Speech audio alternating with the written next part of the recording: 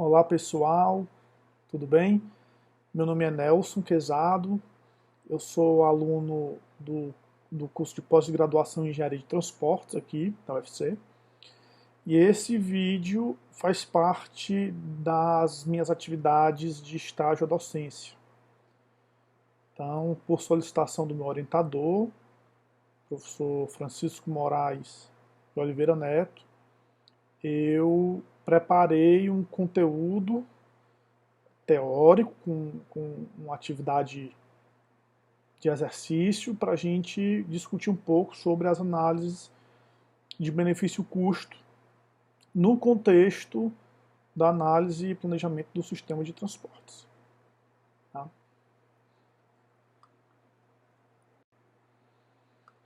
Bom, antes da gente falar sobre a, a análise específica, benefício-custo, é importante primeiro que a gente entenda que as decisões de investimento que são tomadas, elas precisam levar em consideração as alternativas disponíveis e como essas alternativas vão gerar benefícios para as pessoas impactadas pela alternativa e como essas alternativas também vão gerar custos. E aí, para fazer essa avaliação a longo prazo, existem várias técnicas, dentre elas benefício-custo, né? Mas o mais importante é a gente entender que essas técnicas elas devem basear a escolha no que diz respeito à capacidade de cada alternativa em gerar benefícios futuros para aquelas pessoas que vão sofrer efeitos dessas intervenções.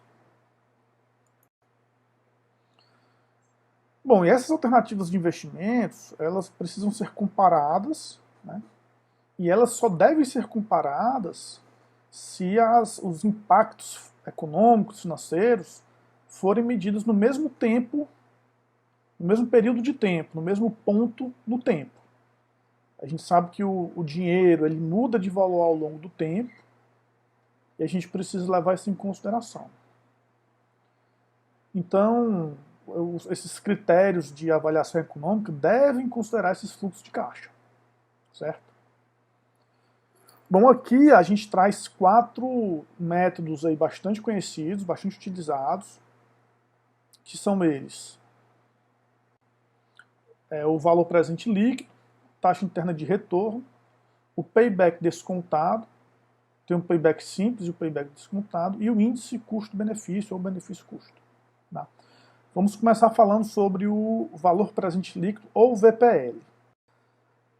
Aqui no VPL, como o nome já diz, ele calcula o valor dessa alternativa no tempo presente, ou seja, levando em consideração a correção do valor do dinheiro ao longo do tempo, e é o valor líquido, o valor presente líquido, ou seja, você já faz aí a diferença entre os benefícios e os custos.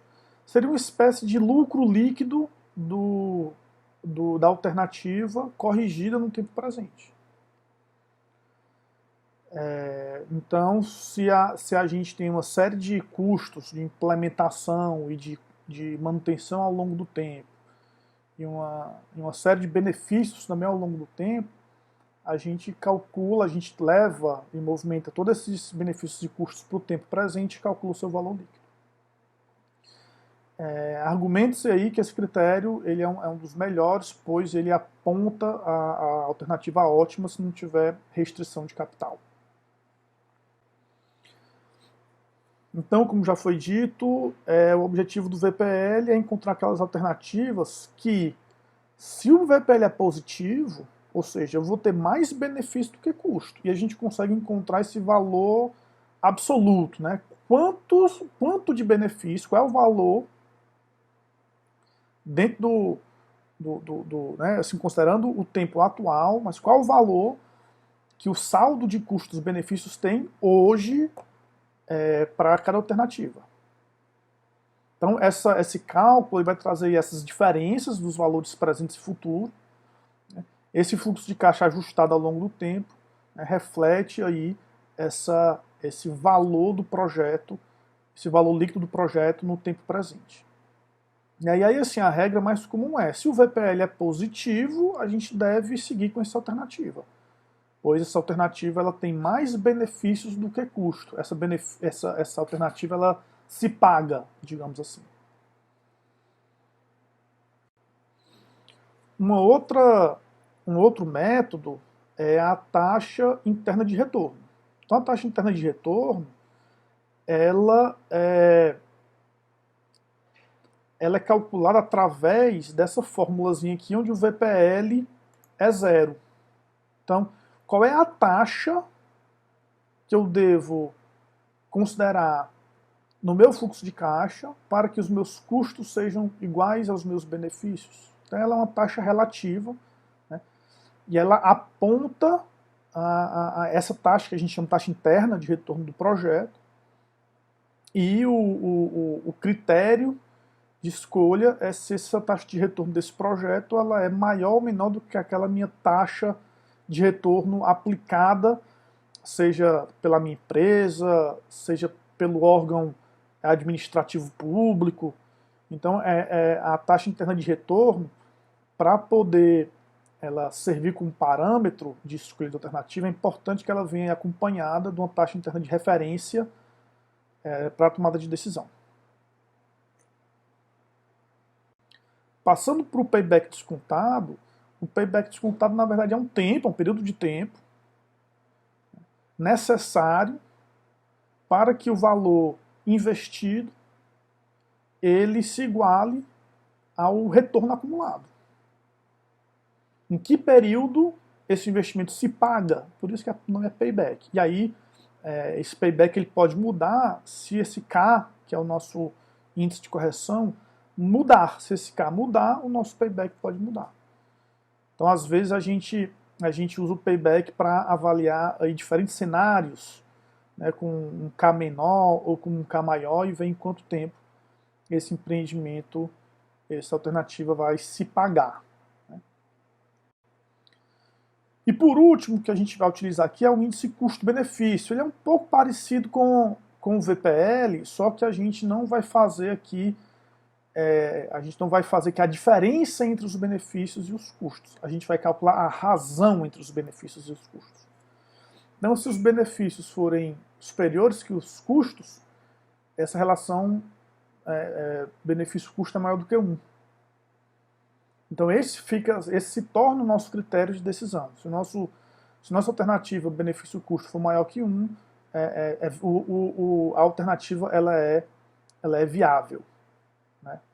E aí, assim, ela não reflete necessariamente a maior ou menor conveniência, porque ela está sujeita à forma com que esse índice ele é calculado. Tá?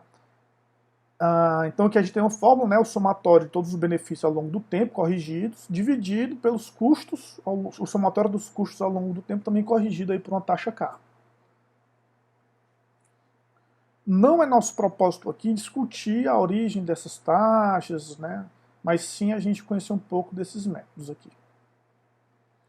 E aí, para a gente poder pôr a mão na massa e pensar um pouco, eu trago aqui um exercício. Onde a gente vai fazer um estudo de caso sobre aplicando análise benefício-custo. Então vamos olhar aqui. O nosso estudo de caso se refere à cidade de Cearópolis. Né? É um exemplo fictício. Né? Ele aparece aqui como um caso motivador para a gente poder estudar esse tópico. Tá? Algumas informações elas vão ser disponibilizadas aqui como dados do exercício, mas outras informações fica a critério dos alunos pesquisarem, refletirem um pouco. Então existe uma certa liberdade em como solucionar esse estudo de caso, tá bom? Então, no final, eu vou disponibilizar em outro vídeo a solução que eu proponho a esse estudo de caso. É um vídeo separado, então minha sugestão é que vocês tentem resolver esse estudo de caso e logo depois vão assistir o vídeo que vai estar disponível com resolução para comparar essas respostas, tá ok?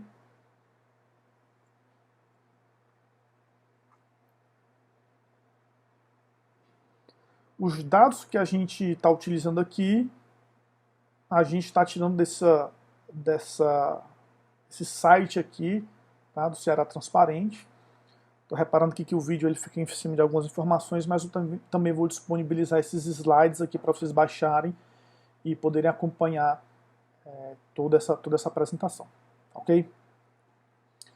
Bom, indo aqui para o nosso estudo de caso, tá? Cearópolis é uma cidade de aproximadamente 35 mil habitantes.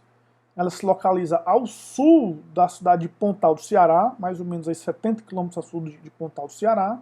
É uma cidade pequena, né? Ela é dividida em 4 zonas, e a gente pode ver aqui a infraestrutura viária, né? As 4 zonas, tá? E a gente também tem uma tabela aqui da população empregada em B. Então a gente tem as zonas A, B, C e D. A zona B é a zona de concentração de empregos. A gente tem nessas linhas aqui representando a ligação viária, com a distância, com o comprimento dessa ligação. E aqui uma legenda a partir do tipo de linha, qual é a velocidade média de deslocamento nessas vias. Então, o pessoal que mora no bairro A e vai para o bairro B trabalhar, percorre 5 km a 50 km por hora. Quem é do bairro C e vai para o bairro B, precisa ir até o bairro A e depois ir para o bairro B. Né? 9 km aqui de distância, a velocidade média de 25 km por hora. E a população de D, que trabalha em B, precisa ir para C, depois ir para A, depois ir para B. E aí a prefeitura recém-eleita está estudando aí alternativas para melhorar essa infraestrutura, facilitar o acesso aos trabalhadores, quer dizer, facilitar o acesso dos trabalhadores ao bairro centro, onde se concentra aí, segundo a prefeitura, 88% dos empregos da cidade. Tá? Então vamos aqui para os dados do nosso estudo de caso. A prefeitura de Cearópolis contrata a sua empresa para realizar a avaliação de alternativas no projeto de melhoria da infraestrutura viária da cidade.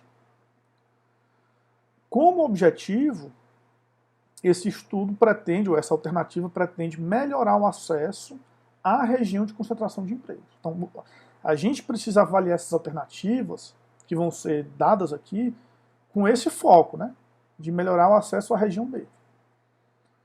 Como dados, a gente tem aqui já determinado que o método que a gente deseja utilizar é o método benefício-custo, a partir desses valores presentes líquidos lá dos benefícios e dos custos, né, que a gente discutiu. Então a gente vai calcular todos os benefícios ao longo do tempo e vai levar para o valor presente, os custos a mesma coisa, depois dividir benefício com custo.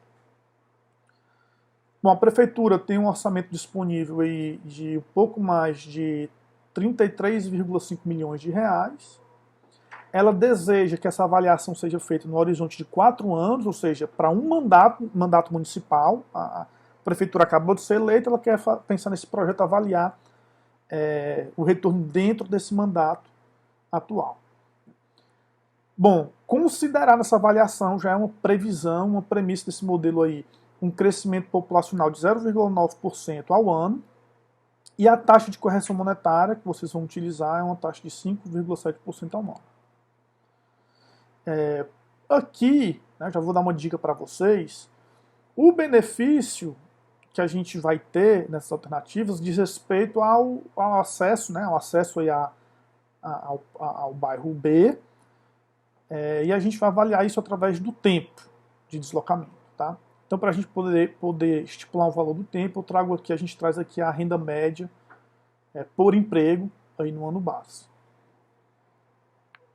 Bom, alternativa A, implantar uma via que liga a zona D à zona B diretamente.